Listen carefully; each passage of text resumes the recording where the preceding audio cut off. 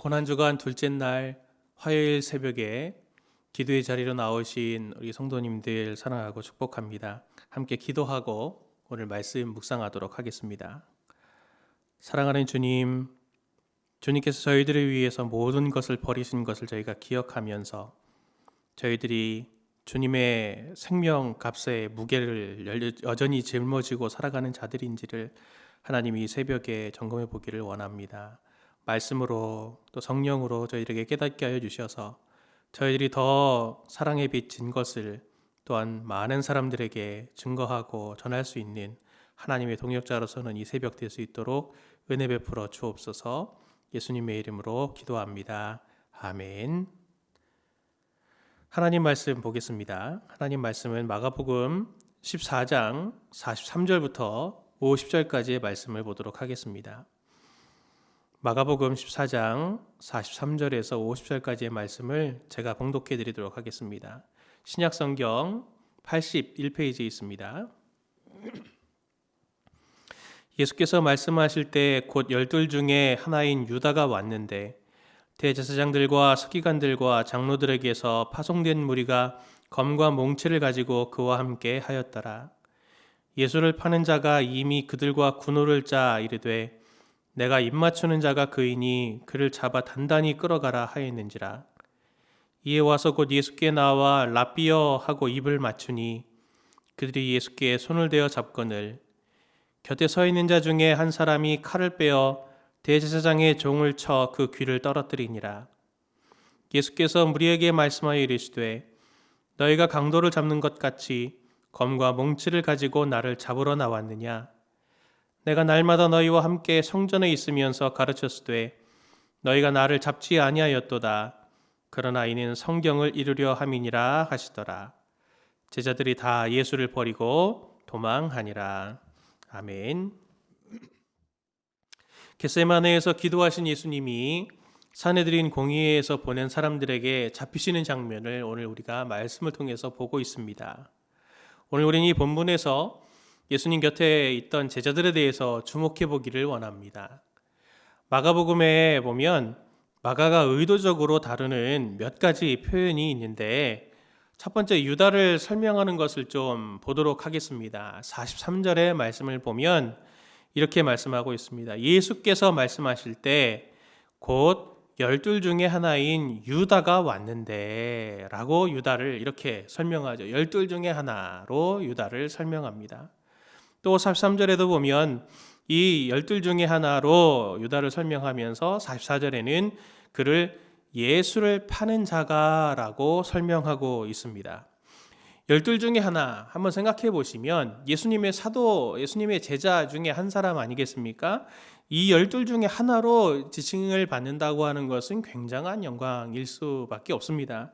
그런데 또 한편 44절의 말씀을 보면 이 유다가 예수를 파는 자, 영어 성경을 보면 예수를 배신한 자, 어떻게 보면 그게 더 정확한 표현일 수도 있겠습니다.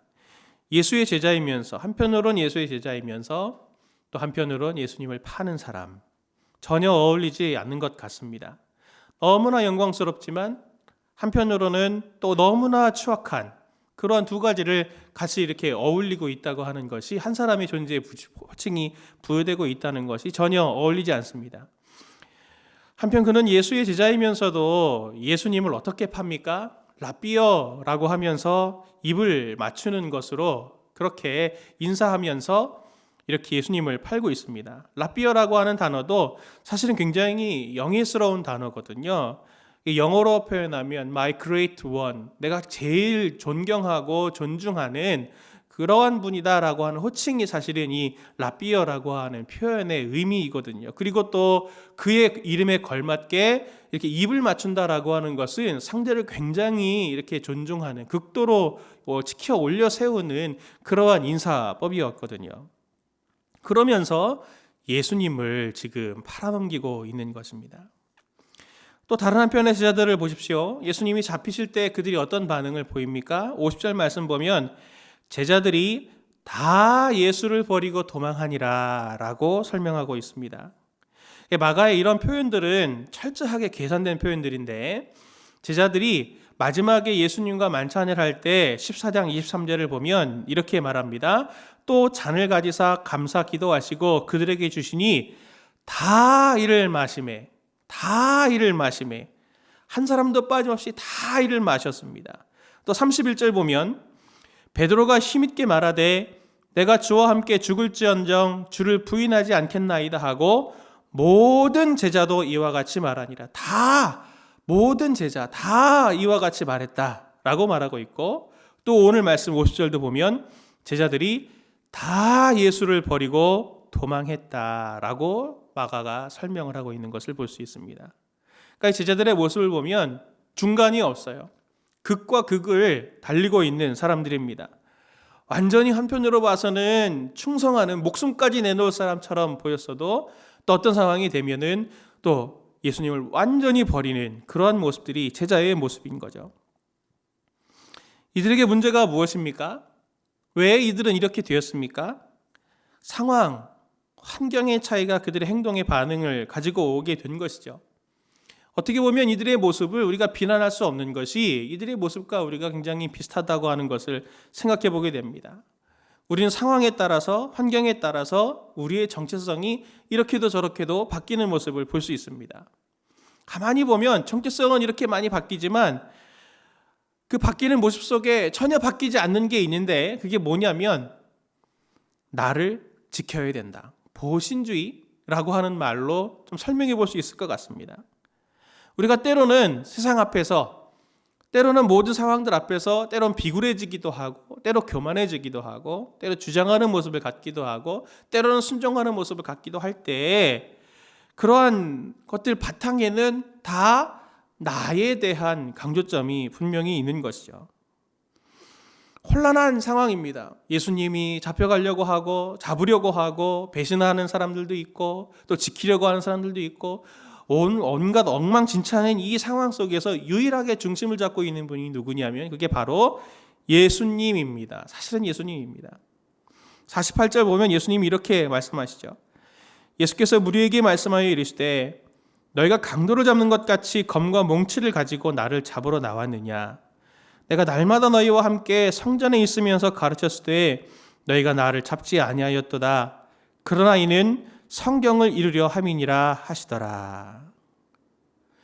제일 속상해야 될 사람은 사실은 예수님입니다. 매일 성전에서 가르치셨고, 그리고 제자들도 죽음의 자리까지 어떻게든 예수님을 따르겠다고 다 얘기를 했는데 이젠 그런 모습들이 아니죠. 가룟 유다의 어떻게 보면 가장 영광스러운 표현이 입맞춤에 팔리고 결국 그들의 손에 결박당하셨습니다. 이유가 무엇입니까?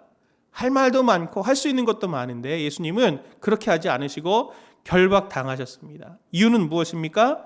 이유는 오늘 본문의 말씀 보니까 성경을 이루기 위함이셨다라고 말씀하고 있습니다. 원문을 그대로 번역하면 이렇게 설명할 수 있습니다. 그러나 성경이 이루어졌다. 그러나 성경이 이루어졌다. 과거형으로 말씀하고 있는 것이죠. 예수님은 성경에 따라서, 하나님의 말씀에 따라서 지금 그 길들을 뚜벅뚜벅 걸어가고 계신 것입니다. 예수님은 자신의 정체성과 사명을 정확하게 아셨고 그걸 향해서 뚜벅뚜벅 걸어가시는 모습인 거죠. 다른 모든 사람들은 자기 자신을 지키기 위해서 보신주의를 하려고, 그걸 지키려고 어떻게 보면 이런 상황에선 이런 모습, 저런 상황에선 저런 모습을 가지고 있지만 예수님은 상황이 바뀌어도 그것을 자기의 정체성이나 환경이 바뀌어도 변함이 없는 이 모습은 결국 자신의 정체성과 사명을 정확하게 아셨기 때문에 내가 어찌 되더라도 성경이 이루어지는 것이 중요하다. 하나님의 말씀이 이루어지는 것이 중요하다. 이 말씀을 하시는 것입니다. 인터넷에 이런 말이 회자가 되잖아요. 나는 누구고 여긴 어딘가. 나는 누구고 여긴 어딘가. 나는 누구고 나는 왜 여기 있습니까? 예수님이 우리 인생의 모델이라면, 만약에 내가 예수님이시라면, 예수님이 나의 삶의 현장으로 오신다면 우리는 오늘 이 질문을 스스로 던져볼 필요가 있는 거죠. 사람들은 종종 하나님의 뜻을 묻습니다. 하나님 뜻이 무엇입니까? 이렇게 물어보지만 진정한 하나님의 뜻이라고 하는 것은 우리의 정체성을 확인하면서 사실은 분명하게 드러나는 것입니다. 성도님들, 오늘 성도님들에 있어서 나는 누굽니까? 나는 누굽니까? 성도님들에게 가장 중요한 영향력과 최대의 환경은 무엇입니까? 그것을 한번 생각해 보십시오. 나는 아버지의 역할도 가지고 있고 아들의 역할도 가지고 있고 남편의 역할도 가지고 있고 때로는 또 딸과 어떤 분에 의해서는 딸이나 아내의 역할도 분명히 정체성을 가지고 있을 겁니다. 그러나 그 모든 정체성들의 가장 바탕에 성도님들의 정체성은 어떠한 정체성을 가지고 계시는지를 오늘 이 순간 한번 점검해 보아야 됩니다. 그리스도인들에게 최고의 환경, 그리스도인들에게 최대의 영향력을 주는 것이 있다면 그것이 어떤 것이어야 되겠습니까? 돈입니까? 명예입니까? 아니면 쾌락입니까? 즐거움입니까? 어떤 것입니까? 바로 그리스도인들에게 진지한 그리스도인들이라면 바로 나의 삶에 가장 중요한 영향력을 미치는, 나의 삶의 정체성에 가장 중요한 영향력을 미치는 것이 바로 하나님이 아니시겠습니까? 하나님의 아들로서의 정체성이, 하나님의 딸로서의 정체성이 나의 정체성의 가장 우선순위의 바탕에 깔려 있고, 그 바탕 위에 아버지라든지 남편이라든지 아들이라든지 사장이라든지 어떤 내가 어떤 기업의 어떤 포지션을 가졌던 어떤 직원이라든지 인간관계의 모든 이런 것들이 그 다음 우선순위로 따라오는 것이 되어야 하지 않겠습니까? 제가 말씀드리는 것은 단순하게 종교성에 대한 부분을 말씀드리려고 하는 것이 아닙니다. 그리고 하나님만 소중하게 여기고 하나님을 우선시하고 다른 것들은 다 2순위, 3순위로 미루어내라, 홀대하라라고 하는 것을 말씀드리는 것은 아닙니다. 저는 창조의 원리를 말씀드리고 있는 것이죠. 하나님과 그의 말씀을 최우선순위에 두고 그리고 그렇게 건강한 신앙생활을 유지하고 있으면 우리는 아버지, 남편, 아들, 직업, 인간관계 속에 다른 어떤 사람들보다도 훨씬 더 모범적인 도덕성과 건강한 삶을 가지는 사람이 될 수밖에 없는 것을 우리는 성경을 통해서 너무 잘 알고 있습니다.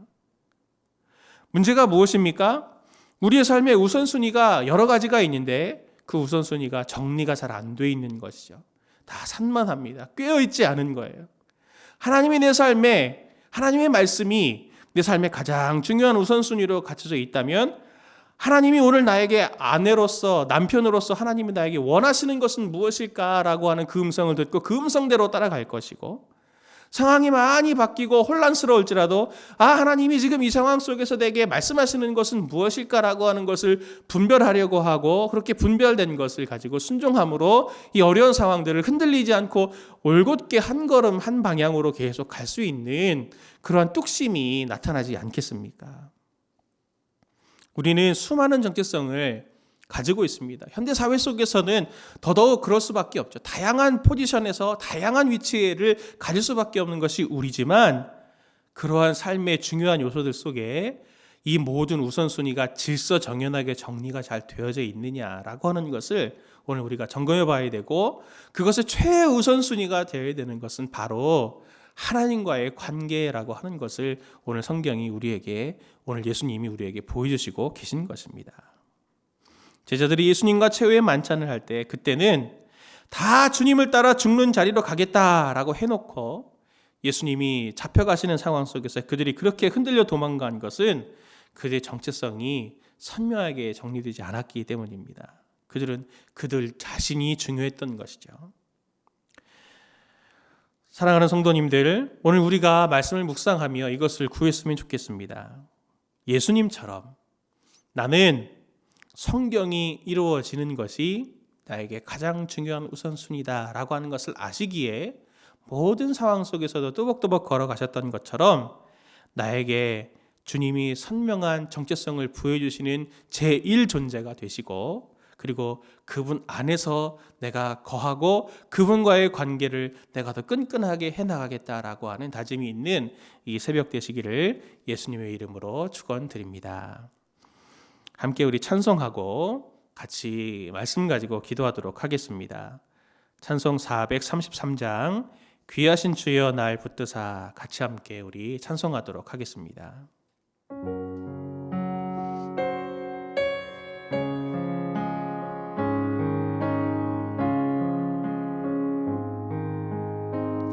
귀하신 주여 날 붙드사, 귀하신 주여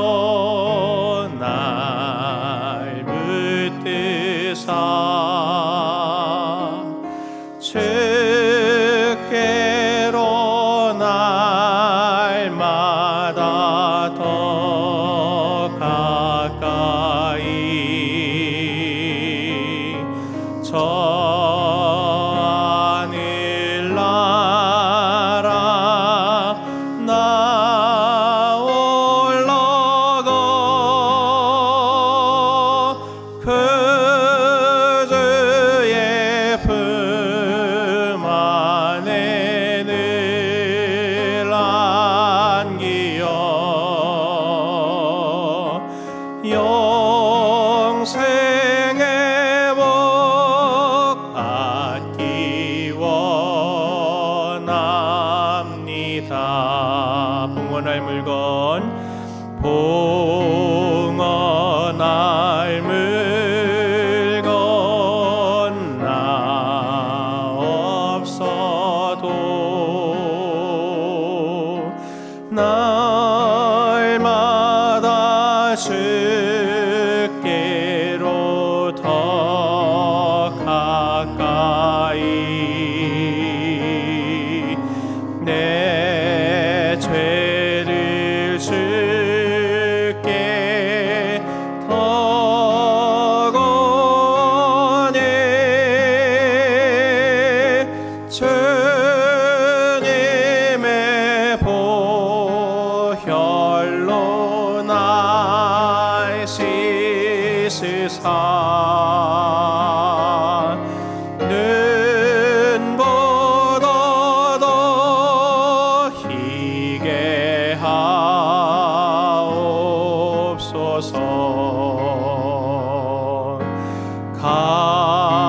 간악한 마귀 날 꾀어도 주 예수 앞으로 더 가까이 이 세상 속한 쾌어 영생 또 주원 생각을 다 버리니 정결한 마음 내게 늘 주소서. 이 세상 내가 살 동안에 주께로 날마다 더 가까이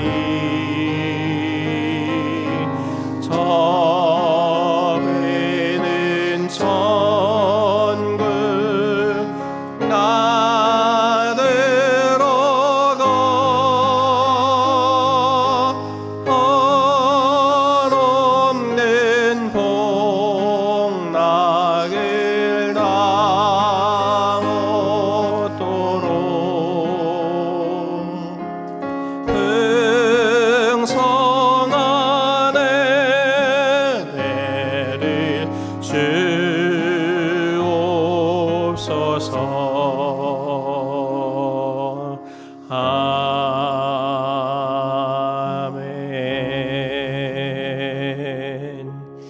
함께 말씀 가지고 함께 기도했으면 좋겠습니다. 주님, 하나님의 자녀로서 선명한 삶의 우선순위가 있게 해달라고, 그래서 하나님의 자녀로서 정체성과 방향성이 삶의 인격으로 녹아들게 하옵소서 함께 기도했으면 좋겠습니다. 그래서 상황에 따라 카멜레온처럼 바뀐 내가 아니라 언제 어디서든 하나님의 자녀로 부끄럽지 않도록 은혜를 부어달라고 기도해 주시기 바랍니다. 그리고 이번 고난 주간을 지내면서 내 삶에 오래도록 습관처럼 남아있는 하나님 앞에서의 부끄러운 모습들, 죄의 모습들이 단 하나라도 좀 벗어지고 정결하게 되는 은혜를 하나님의 새벽에 주옵소서 기도해 주시고, 마지막으로 코로나19로 고통받는 자들을 기억해서 건져주시고 특별히 어려움 가운데 있는 지체들에게 돕는 손길들을 허락해 달라고 이 기도의 제목들 가지고 기도하시고 계리의 제목 가지고 기도하시다가 돌아가시겠습니다. 같이 기도하겠습니다.